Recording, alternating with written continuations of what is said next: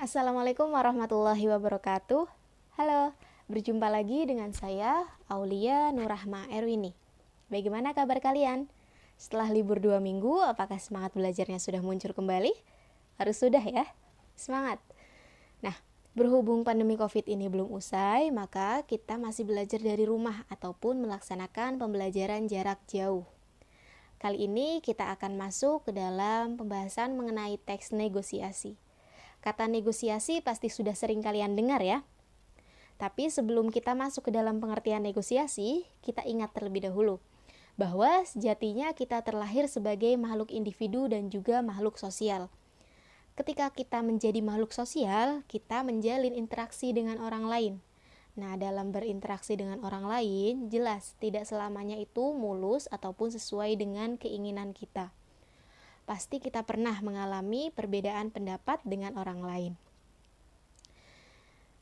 Nah, negosiasi inilah yang menjadi penyeimbang antara kedua belah pihak, sehingga harapannya setelah bernegosiasi muncullah solusi terbaik yang akan menjadi jalan tengah dari perbedaan tersebut. Masuk ke dalam pengertian negosiasi. Negosiasi adalah sebuah bentuk interaksi sosial yang digunakan untuk mencapai kesepakatan kedua belah pihak yang berbeda kepentingan. Kedua belah pihak yang berdialog, bernegosiasi tentunya untuk menemukan sebuah solusi yang terbaik. Dari sini bisa diambil kesimpulan bahwa tujuan dari negosiasi adalah untuk, yang pertama, menemukan jalan keluar bersama. Yang kedua, meminimalisir kerugian bagi kedua belah pihak, dan yang ketiga, menyatukan perbedaan. Negosiasi sendiri memiliki banyak jenisnya. Ada 4 jenis ya. Yang pertama, ada jenis negosiasi yang sudah sangat terkenal ataupun sudah sering kalian lakukan, bisa jadi ya. Pasti kalian sudah paham semua, yaitu negosiasi perdagangan. Negosiasi ini biasa terjadi pada penjual dan pembeli yang sedang berinteraksi untuk mendapatkan kesepakatan harga yang disetujui. Kemudian yang kedua yaitu jenis negosiasi pekerjaan. Negosiasi ini biasanya berupa interaksi antara rekan kerja ataupun antara bawahan dengan atasannya.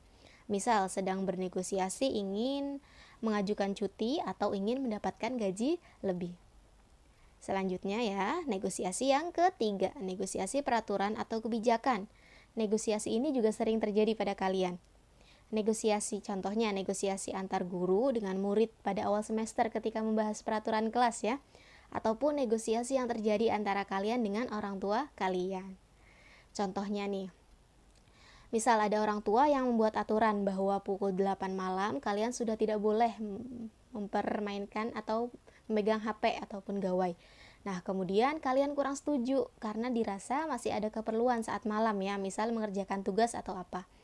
Kemudian kalian nanti akan bernegosiasi dengan cara menyampaikan alasan-alasan yang berguna untuk meyakinkan orang tua kalian. Nah, itu contoh dari negosiasi yang ketiga. Kemudian negosiasi yang keempat atau yang terakhir yaitu jenis negosiasi konflik. Nah, negosiasi konflik ini mungkin pernah kalian dengar ya. Contohnya ketika ada negara yang sedang berkonflik dengan negara tetangga mengenai kekayaan budaya daerah yang diklaimnya. Nah, untuk menyelesaikan konflik tersebut ataupun masalah tersebut, tentunya kedua belah pihak negara yang bersangkutan itu harus melaksanakan negosiasi. Nah, makanya tidak ada alasan lagi ya untuk kalian tidak mau mempelajari pelajaran bahasa Indonesia mengenai teks negosiasi ini. Karena materi ini sangatlah penting bagi kehidupan kalian. Orang yang pandai bernegosiasi nantinya diharapkan bisa menjadi seorang yang bisa menyelesaikan masalah secara bersama-sama tanpa menggunakan kekerasan. Dalam negosiasi tentunya memiliki unsur pembangun. Apa saja sih unsur pembangun sebuah negosiasi? Yang pertama itu adanya partisipan. Apa itu partisipan?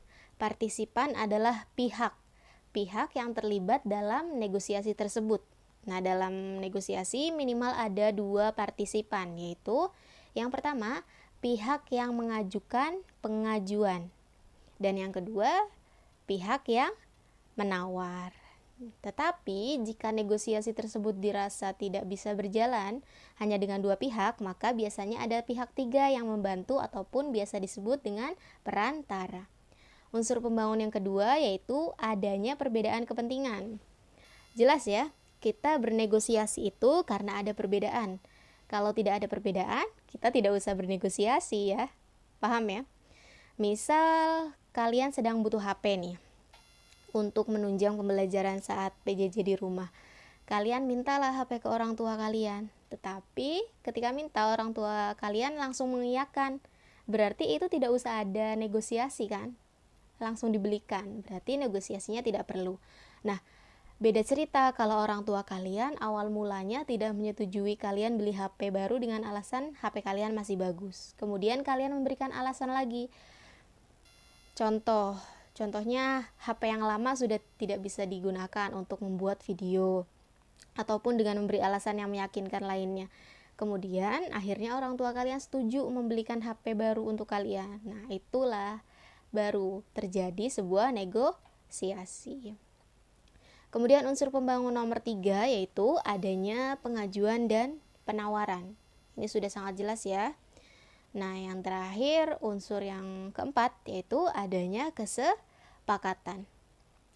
Kesepakatan inilah yang merupakan ujung ataupun akhir dari sebuah negosiasi. Lalu bagaimana kalau setelah bernegosiasi tidak menemukan kesepakatan? Itu artinya negosiasinya belum berhasil ya, ataupun gagal. Nah, video kali ini sampai di sini saja. Semoga kalian bisa memahami apa itu arti negosiasi secara singkat ya. Terima kasih sudah menyimak sampai akhir. Tetap semangat. Wassalamualaikum warahmatullahi wabarakatuh.